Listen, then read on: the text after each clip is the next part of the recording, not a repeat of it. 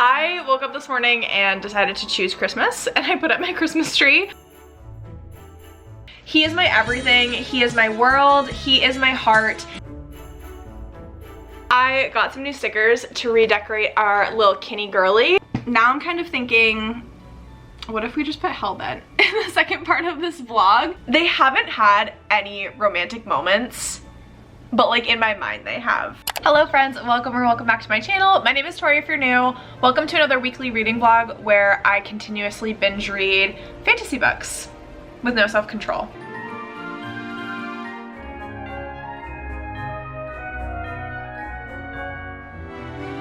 Quick TBR for the week, and when I say the week, today is already Wednesday. The first book, I'm doing a reread of Ninth House by Leigh Bardugo. I gave this book 5 stars when I read it for the first time in 2021, so 2 years ago. That is wild. But rereading this with my friends Sarah and Valisa, we are already at about the 40% mark, so Ninth House we will be finishing. I have been dying to get to the Hurricane Wars by Thea Guanzin. This is I believe it's a YA fantasy romance. It's set in Southeast Asia. It sounds right up my alley, so I'm super excited to get to this one. And then the last book that I have is Emily Wilde's Encyclopedia of Faeries. This is a book that's on the shorter side. I believe it's like 300 pages or somewhere thereabouts.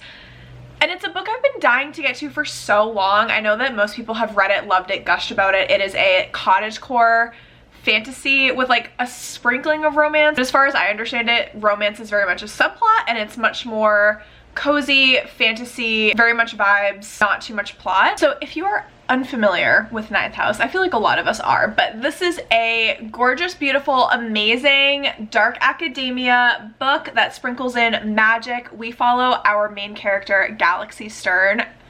She goes by Alex, and she has been recruited into one of the secret societies of Yale University, and she is not the ideal candidate. She has a very traumatic, difficult, heart-wrenching past that would not typically qualify her to become a student at Yale University. And there are some very weird things that are going on at Yale with these secret societies. This is an absolute work of art. It's one of my favorite books of all time. The first time I read it, I gave it 5 stars, and it's probably gonna be a 5-star when I finish it this time as well. So I did start annotating it this time around. I have some tabs for societies and details about the different societies. I have a particular tab for Darlington because he is my everything. He is my world. He is my heart. He is a Renaissance man. He does not fit in with the modern times. He is like a character plucked straight out of the Dead Poets Society. Impeccable. Like, I love him so much. So Darlington has his own tabs, and then I do have a tab for Lethe as well, which is the kind of secret society or overseeing society that Alex and Darlington are a part of. Those are my tabs so far. I have full-on pages of Darlington that are like underlined, circled. I just love him so much. I want to read Hellbent very, very soon. I'm done with my section of this for the day, and I'm currently debating on whether I want to start the Hurricane Wars. I am leaning more towards this one if I'm honest, but I feel like if I jumped into Emily Wilde's Encyclopedia of Faeries, that one would be really like quick to get through. Maybe I'll do a chapter of both and then decide from there.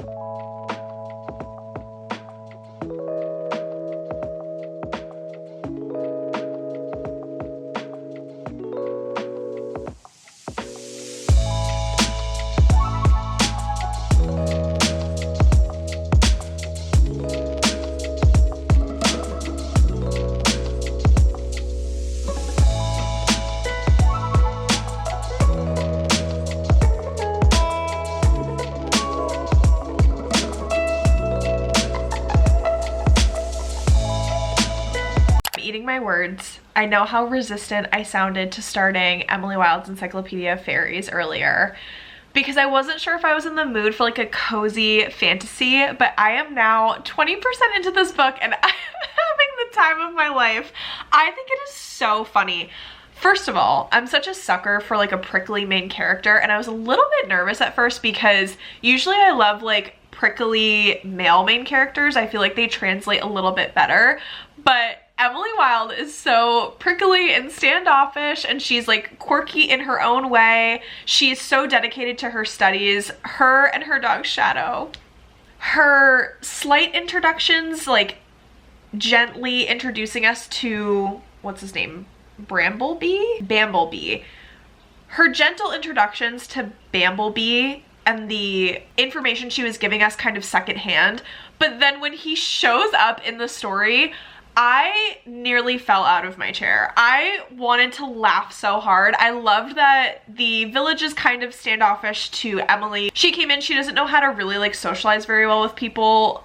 And she's in a very weird situation. Like, these people are not used to people coming to study. The Fae folk, they're laughing at her, they're making fun of her, they're burning her breakfasts, and Bamblebee just comes in. It was so hysterical. I love him so much.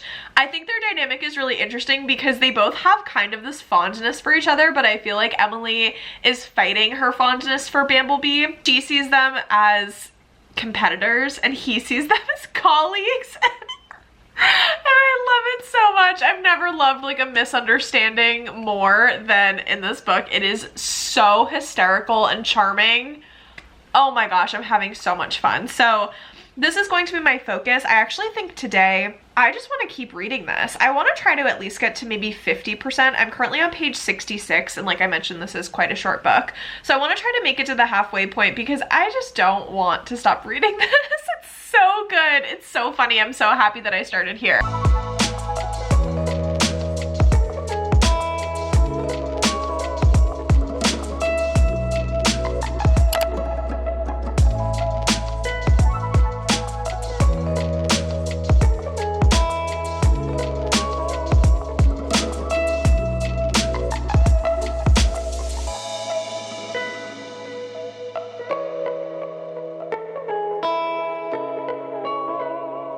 Good morning, friends. It is the next day. Oh, I totally meant to give a coffee making montage.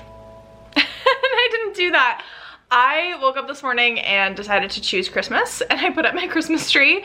Ross and I got a new Christmas tree at Home Depot. I was influenced by TikTok. I want to see what she looks like because it's a new Christmas tree, so I wanted to set her up, and she looks so pretty, and I'm so happy with it. So the Christmas tree is up, and it is mid-November, although when y'all are watching this vlog, it's probably closer to December, if not December yet. So it is what it is. It fit the vibes, so that's what we did. Yesterday, I read up to 50% in Emily Wilde's Encyclopedia of Faeries. I'm loving it so much. It's such a character-driven story, and it is giving Grumpy Sunshine, it is giving Friends to Lovers, and I am loving absolutely all of it. It's funny, I wasn't expecting it to be, I guess, more geared towards like romance, but ever since Bamblebee has like entered the chat, I can see that it's gearing up much more towards romance, which I am not complaining about. I just didn't think that the story was focused on like a romance plot line, and it is. And I'm happy about it. So that's what's happening. The plan is to finish that book today. And then I really want to read more of Ninth House, if I'm honest. Like really, really badly. But I'm buddy reading it, and I'm trying to be a good nugget and not read ahead. So maybe that's a sign to start the Hurricane Wars, but I'm really enjoying both of my books so far that I'm like, okay, let's finish Emily Wilde, that's priority, but then afterwards, we're just gonna see what happens, you know what I mean? I struggle with this a lot when I'm currently in the middle of like a couple books that I'm really, really enjoying. I'm someone who wants to finish those books before I start something new. Maybe I'll read a little bit of Ninth House today. I don't know, we'll see how it goes. But I'm about to take JMO outside. I made a chai, like basically a dirty chai at home with brown sugar, oat milk creamer, and then some oat milk to top it off, and it's so delish. More exciting news. Besides putting up the Christmas tree, I got some new stickers to redecorate our little Kinney girly because she's still kind of spooky season. Sorry, I think that's kind of hard to see. We want her to be very Christmassy at this point in time, so we're gonna do that together. I'm gonna show you the stickers that I got from Redbubble. I'll usually order from Redbubble and just cut because Redbubble comes, I'll show you, come on just a square sheet of paper, like so. And so you do have to like cut out your stickers. It doesn't bother me very much because I think these are such like good quality stickers. And I got ones for Jax and Evangeline, and they are just absolutely everything in the whole entire world. This one, oh my gosh. And then this one is also for The Fox and the Archer. It's just more like understated, and oh my gosh, it's so cute. And then I got a bunch of like Christmassy ones as well. Santa delivering on the smut Christmas tree. And then just like these little cute cozy ones.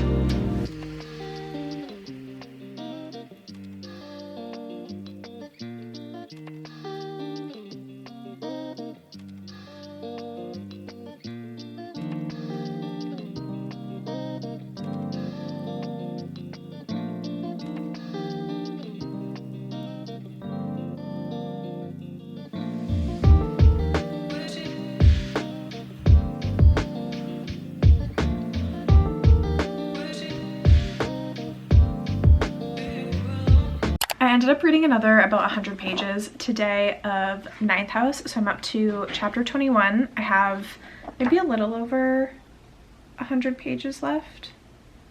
Okay, this is 450, so I have about 150 pages left of this. It's absolutely a 5-star. Like, this book is just so good. It's very dark. I know I already mentioned, like, if you're gonna read this, if you haven't already, to check trigger warnings. Like, absolutely check trigger warnings, because there's just so much stuff that goes on in here, and even the magic in this book is so dark, but it lends itself so well to, I don't know, it's like a murder mystery, but also secret societies at Yale mixed with magic and like ghosts and demons. It's just so good. But now I'm going to switch back to reading Emily Wilde. Oh, I did add tabs as well. I added a green tab for ghosts because there's just some scenes in here that take place with ghosts and like information that you're learning about these paranormal beings. And I was like, yeah, I need to have something in here for the paranormal in terms of annotation. So I added that as well. But time to switch to Emily Wilde.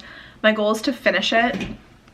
I don't know how much longer I have in the book. I want to say maybe like 2 hours and 40 minutes, I think. So I will check in once I finish that one.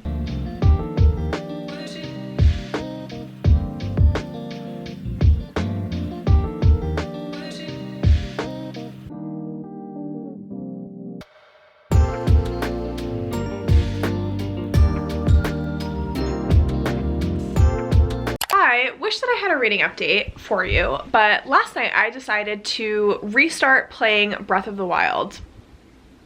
Now, if you are unfamiliar, this is self-sabotaging behavior because this weekend, today's Friday, which I have the day off from work, I'm supposed to be reading Iron Flame, and it is currently 1 in the afternoon.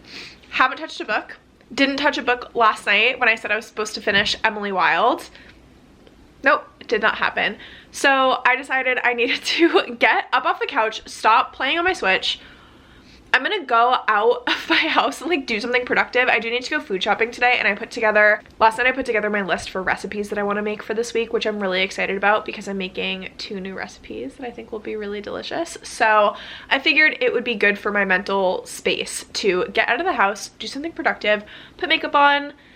I'm gonna try to find something cute to wear, but lately I've been hating literally all of my clothes, like a lot. And the weather is still in like the 70s here, so I can't wear my fall clothes, and I think that's what's really irking me at this point in time, because all I want to do is dress in cozy sweaters, and can't do that. I'm gonna be sweating.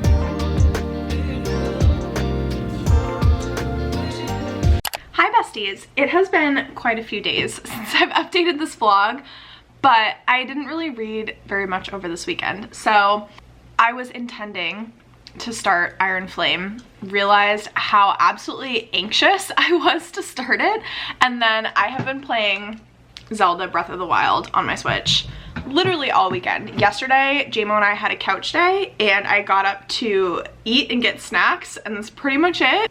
I was consumed by Breath of the Wild. However, this morning I had Sunday morning reading sprints with y'all, which is so much fun, and it got me back into the reading mood. It was great accountability because I was like, okay, we're gonna read on reading sprints, and I have my friends here with me to hold me accountable to read. So I ended up reading a little over 25% of Emily Wilde's Encyclopedia of Faeries. That library book is due back in 2 days. So that is the motivation that I need to finish it, but I only have actually a little bit over an hour. So my goal is to actually finish that today and read it in like little bits throughout the day. Fingers crossed. So I was listening to the audiobook for Ninth House. I am now on chapter 26. I have been annotating this. Oh my gosh, I feel like I said this before, but because I read this 2 years ago, I gave it 5 stars and I loved it so much. But rereading it, it's making me realize how incredible this book is. It's so good. Like, the characters and their backstories and the depth that they have to them and their emotions are so real. You can really tell that Leigh Bardugo put so much thought into when she's writing these scenes that do have more like paranormal and supernatural aspects to them.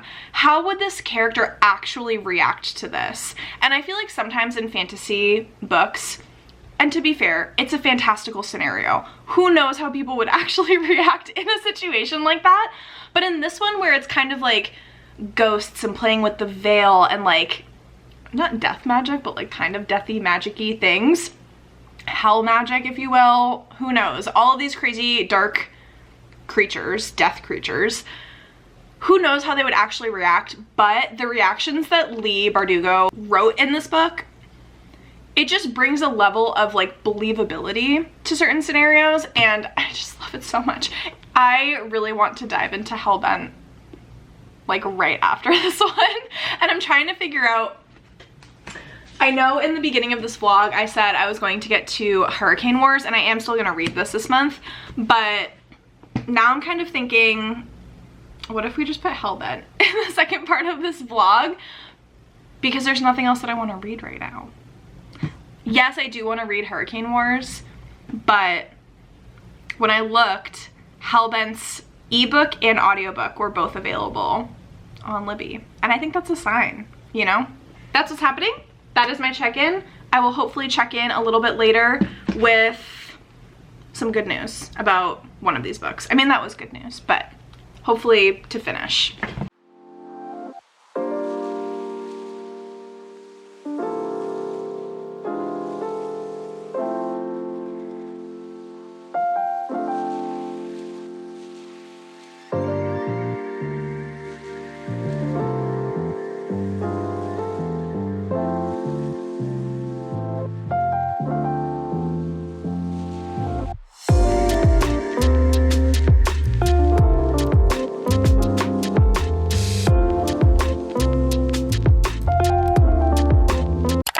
Okay, I have lots of updates. I meant to update earlier today, but they were testing our fire alarms in my whole entire apartment complex. They started at 7:30 this morning, and they didn't end until 4 o'clock in the afternoon. So my ears are still ringing from it. Like, it was ridiculous. I had to like get out of the house for a little while, and I definitely couldn't do any vlog clips, so that was unfortunate.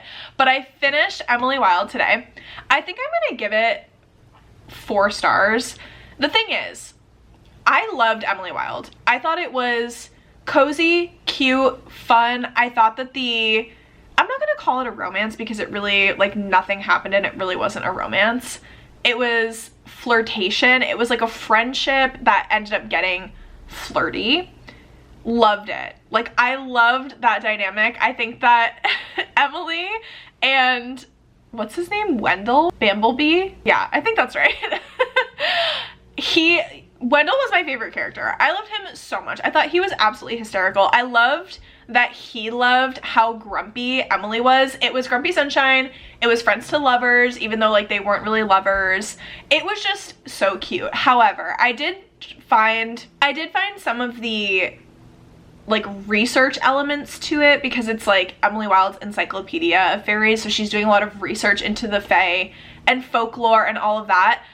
I was skimming through some parts of that, especially the notes sections, like the footnotes. I really did not read those at all. So there were parts that were dry, and then I feel like the ending didn't pack as much of a punch as I wanted it to. I feel like if it got more romantic at the end, it would have been, for me, a little bit better. And I did put the second book in the series on my want to read, but the ending kind of left me, I don't know. I don't know if I want like another book of that, if that makes sense. Although it might be juicy if it's more romantic. I don't know. That's what I wanted from this book. I wanted it to be like a little bit more romance. It's just not. Like, I wouldn't classify that as a romance. So anyways, I'm gonna stop repeating myself about how upsetty spaghetti I was that there was no romance. They had like 2 kisses and I wanted more. Anyways, I also finished Ninth House today. So I am gonna give this book another 5-star. Second read, absolutely loved it. I'm so happy that I got to annotate the absolute heck out of this book. This is a perfect book, in my opinion. I loved it so much. I also think it's really interesting because the first half of the book, when Alex is like trying to figure everything out and like get her bearings and learn what's going on, it's such a different book and her character arc compared to the second half of the book, where she is putting the pieces together and she has her bearings and she is just an absolute powerhouse of a character. Love. And I swear, so I read this book 2 years ago. Couldn't have told you before I reread this how it even ended. Like, the biggest plot twist happened at the end and they're so juicy and they're so good. Didn't remember literally any of it at all. It was like reading it for the first time. So I'm so happy that I reread this. There was so much information that I was like, oh my gosh. I love that Leigh Bardugo wasn't afraid to get like deep and dark in this book. Most things that talk about secret societies at Yale romanticize it. Like, I think about Gilmore Girls when Rory is in, what's it called? The Life and Death Brigade. And they didn't do anything, like literally anything at all. They just threw like extravagant parties because they were all rich and like living off their parents' money. No, the secret societies in this are rich kids that have never been told no. They don't have any consequences in their life. And now they have access to very powerful magic to actually do bad things. And they're starting to really use and abuse it in some cases. So the fact that we have Galaxy Stern, the Knight of Lethe, and she is just on everyone's ass and she's like, absolutely freaking not, we're not dealing with this, I'm going to put you in your place. Pop off, queen. I'm so here for it and I'm so excited to start Hellbent. So I think I am going to try to squeeze one more book into this vlog because I've only read 2 books and for me, that doesn't feel like a lot. I also read these books so slowly. I have the audiobook and I have the ebook. They were both available on Libby. Love that. I am going to buy a copy, but the paperback comes out for Hellbent in January, if you were curious. And I'm going to get it because I want to do the same thing. I'm going to want to like annotate the crap out of it. So what I'm going to do is annotate the ebook and then go through my Goodreads once I get my physical copy and just go through and like re-annotate everything. And I'm so excited. I need the gentleman of Lethe in my life. He is my baby. He is baby. I love him. Random because I haven't checked in a little while, but I am getting ready for the day. I was just about to put deodorant on. I'm listening to Hellbent. I am 13% of the way in and we just got Darlington's introduction in this book. Like, his reappearance, we just got him in this book. I'm so unwell. Hi friends, apologies that I'm literally glowing blue right now. I have 4 computer screens in front of me. I wanted to do a little bit of an update on Hellbent because, y'all, the way that I am so unwell. I know I was freaking out about Ninth House, but this is like next level freaking out because Darlington has entered the chat. I do apologize for absolutely losing my mind in the last clip. The way that the first scene with him in Hellbent, jaw was on the floor. It was open to catch flies for like 5 minutes and I was like, I just need to grab my camera and like film this reaction because when have I ever had a reaction like that to a returning character, their first scene in the next book? Can y'all see JMO? Couple thoughts.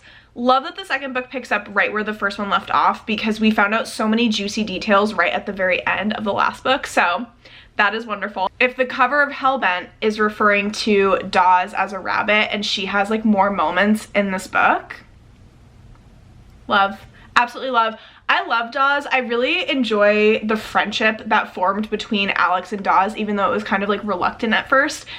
There's also a friendship that Alex has with Helly, and I just really hope that Dawes isn't Helly part 2 because I would be devastated. Dawes is so cute. She is just like a little library mouse and she's so timid, but I feel like Alex kind of brings out the more, I don't know, like brings out her like hidden power because Alex is such a just powerhouse of a character. I told y'all that I'm waiting to buy the paperback of Hellbent so that I can annotate it and whatever, and it comes out in January.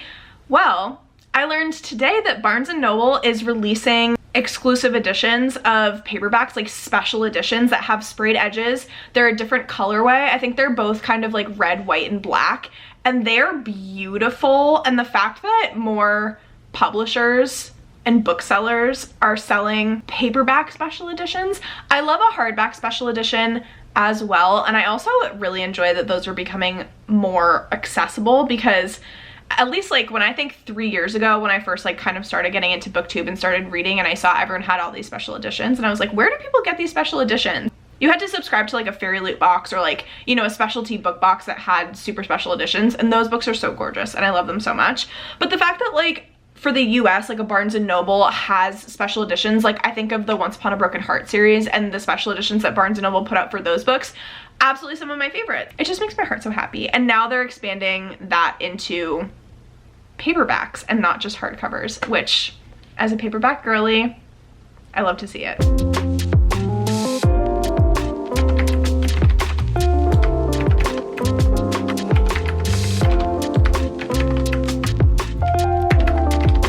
Besties. Okay, yesterday, apologies that I didn't check in. I did get to over the 50% mark in Hellbent. Oh my gosh, there are so many things happening. It's so crazy, and I'm really scared because I feel like Leigh Bardugo is going to leave us on such a massive cliffhanger for this book because there is like an anticipated third book coming out, and already where things are going with the story, I'm stressy. However, I did really enjoy, so last book, as it should, focused on Alex Stern and like really getting to know her, diving into her backstory, and then also we really got to know Darlington. Book 2, we're getting to know even more about Darlington and I love it, but we're also learning a lot more about our side characters that we love so much, like Dawes and Turner, and we got to learn more about Trip, who was like in the first book, but he is definitely not like a main character, or I wouldn't even categorize him as a super side character.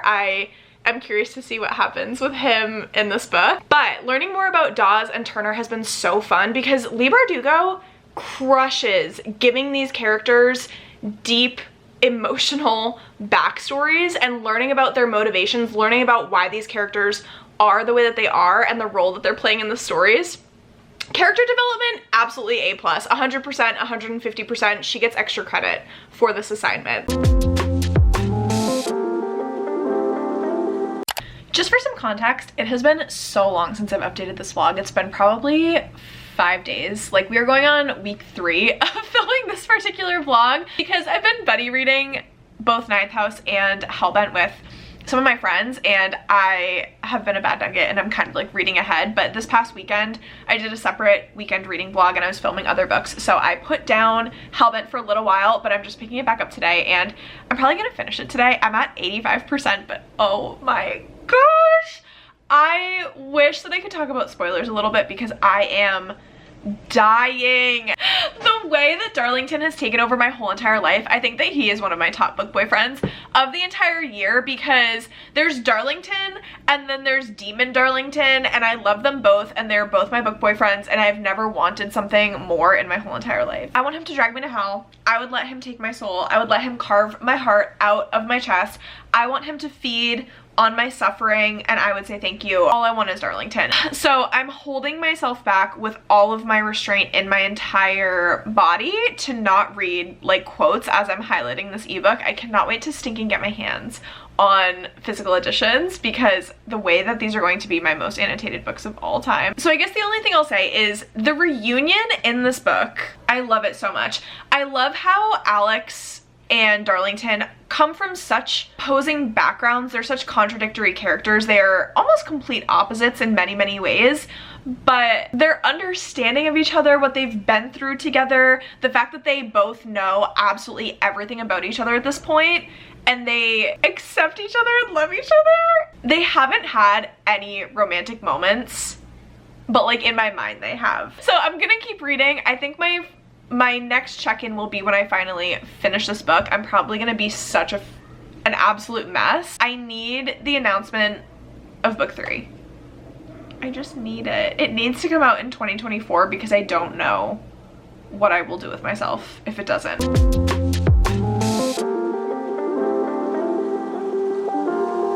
I just finished Hellbent, and I'm a little bit torn on what I want to rate it. I loved it. Don't get me wrong, I definitely did. There were some elements of the story that I was kind of like, this is an interesting twist. New introductions in the paranormal world in Hellbent. And at first I was like, do I like this? Like, what's happening here? But then once we got the explanations later in the book, I was less opposed or like standoffish to them. But I'm really just trying to decide if this book, if it was the same level as like Ninth House for me. Don't get me wrong, still super high. Like, I'm debating between a 4.5 or a 5-star. I want to give it a 5-star because all of the elements of Darlington, in terms of enjoyment level, like, it was a 5-star. The continued transformation that we get to see of Alex Stern, I did feel like at certain points in this book she was slightly repetitive. I did like the group that they put together. I'm not a massive fan of Trip, and I think the reason why I'm debating whether it's a 5-star or a little bit lower is because I'm not sure if I love the direction that it's going in. But if I'm just thinking about the book as a whole, enjoyment level, absolutely 5 stars. I'm very curious to see when the third book will get announced, because I know that Leigh Bardugo came out with, I'm not sure if it's a standalone or not, but she came out with that other adult fantasy book that's being released April of 2024 called The Familiar. So very curious about that. And then hopefully like the third book in the Alex Stern series will be later in 2024. But that being said, I'm going to end this super long vlog here.